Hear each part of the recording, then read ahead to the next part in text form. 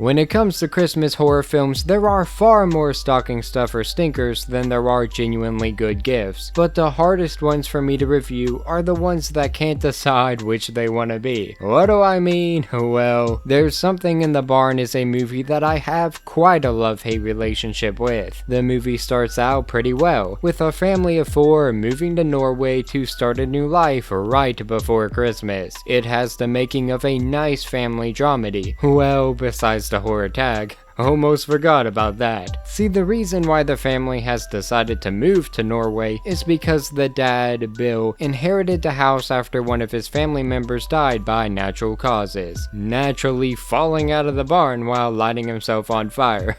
Seems pretty reasonable, right? After hearing stories of barn elves from one of the town's residents, the youngest son, Lucas, seemingly befriends one. As things around the house start to change, chores get done that the family can't handle, but the parents refuse to follow the rules to give back to the giver, and the dynamic soon turns sour. For the first half of the film, this worked rather well. Lucas's dynamic with the elf was pretty good. He understood the value of the relationship between them and the respect that they should show each other. The acting from Lucas was pretty good as well. I've not seen little homie in anything before, but I'd be down to seeing him again in the future. This change of scenery has been hard for them all in certain ways. Well, kind of. Lucas, however, seems to be the one who could benefit from this the most. He doesn't seem to have any friends back home, or if he does, none that were that important to him. Here though, not only does he meet an elf, but he also made friends with a man who told him the story about them, with him being the person that Lucas feels he can turn to in times of trouble. His sister Nora, however, did have friends that she left behind. She had a school, a life, people she cared about, and now she's so far away from them that she feels like she has moved away from everything that made her, her. Because of this, she's not handling the move well, crying when talking to her friend back home, and feeling like now she has nobody left. Feelings that she takes out on her stepmother, Carol, the most. Carol honestly is really trying at the beginning. She's not great with Nora, but you can tell she genuinely loves her. Even if I think she's a bit goofy, she was easy for me to get behind, and I wanted them to have a moment where they acknowledge the meaning the two have for one another, how important each other are in each other's lives. She married a goofball into a family she feels doesn't accept her,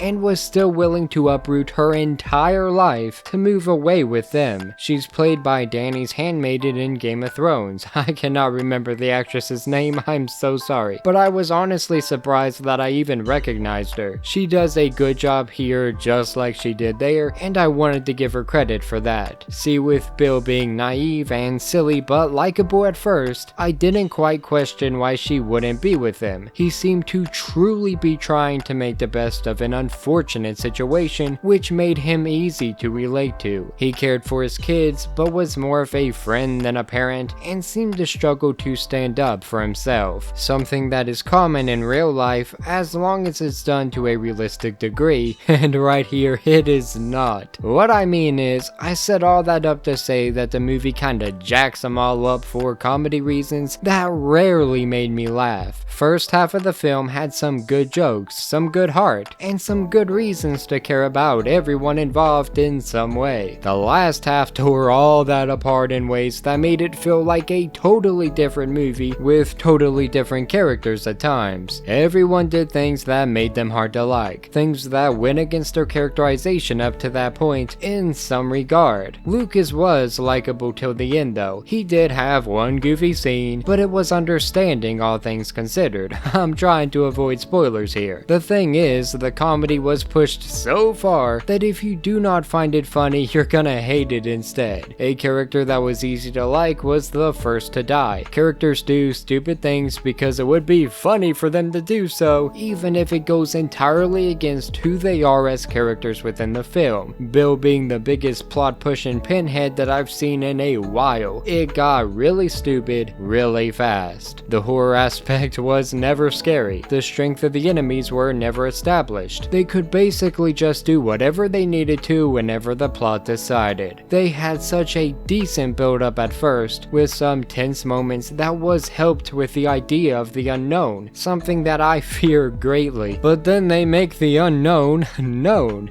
They take what we knew before and pick and choose where it's established, changing the entire tone of the film, speeding through the pacing, and making everything that happened prior feel like a total waste of time. The rules of the world get thrown out the window randomly, for the same reasons that the characters get reduced to annoyances because it's supposed to be funny. I hate to say it though, but I stopped finding the film funny pretty early into it. 9 times out of 10, it just wasn't. I was not laughing because there was nothing to ground that humor with something more, I don't know, grounded. Usually with a dramedy, the first half of that word also has to be important, the drama aspect, but because we didn't know these characters as characters apart from the haha funny moments by the end, I did not care whenever they did try to finally establish those more dramatic moments as something we should care about. Sure, it was sprinkled in throughout, I'm not gonna say it wasn't, but the jokes just weren't built around that drama, and instead it kind of felt like the drama was built around the jokes. And it's really hard to make a cohesive story whenever you're trying to make it in a way that relates it to one-offs, so it obviously doesn't work. Sure, that's subjective, and you might have a hoot and holler yourself, but with how it all comes together to actively harm everything we saw before,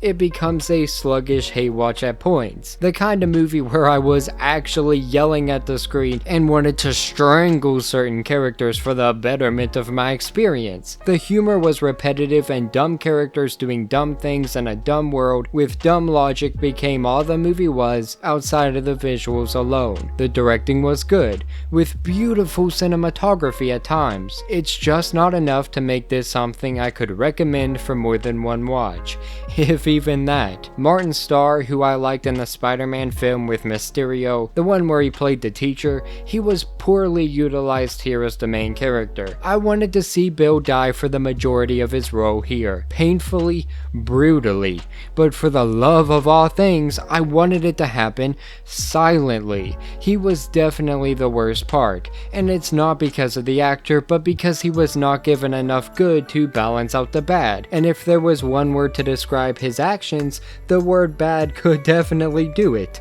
All the acting was good though. I will give it points for that. I just wish there was more to praise it for. Ruining everything they set up in the first half of a movie in the second half was just a wild decision for me. So yeah, you may like it. The first half's pacing may seem too slow for some, the second half too fast, some humor not funny, other parts may get a chuckle. It's hard to say for sure, but I gotta make it clear that unless you have burned through the better Christmas horror films, then I don't recommend this one quite yet. Watch Krampus, Violent Night, the Mean One, which I'll link my review for on screen and in the description, one of those films instead. Until you've exhausted better options, it's best to steer clear of this one, for your sake. Anyway, that's all I have to say. For more news, reviews, and whatever we choose, stay tuned to Nerdsfeed. Have a great day and Merry Christmas.